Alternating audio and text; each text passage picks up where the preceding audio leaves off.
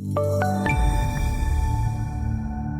afternoon, this is Bob Iaccino coming to you from the CME Group trading floor in Chicago. Talking currencies, let's talk yen futures. September yen futures, small recovery, up a little bit less than 0.2% at 89.42 on that September contract. In a quiet session, the yen was up small, but overall, we're now looking at a week where 4 of the 5 days were lower on the yen. And this week was actually the biggest down week for the yen futures contract since about March 26th.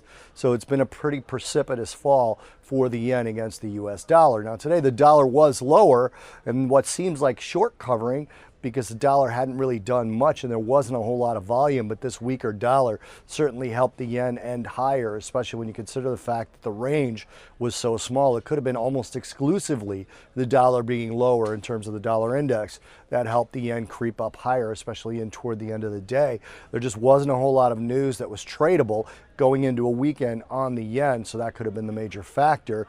But next week, if you want to talk about tradable data, the Japanese data next week is CPI. That is the key data for the week in that region. You've also got China's GDP, but in terms of affecting yen, or the yen futures contract, that Japanese CPI will be critical. They have gone a long time now without producing any inflation. And then for about the end of 2017, about 4 months of the end of 2017, it seemed like they were getting a little bit of spike in their national inflation. And then that kind of tapered off. Kuroda, the governor of the Bank of Japan, has backed off of the idea that they might remove quantitative easing. They are the pioneers of that, and they're still in it. So that CPI data will be critical for any moves in the future. But today, up a little bit less than 0.2% on that September contract. Biggest down week since late March for the yen. This is Bob Iaccino coming to you from the CME Group trading floor, talking yen futures.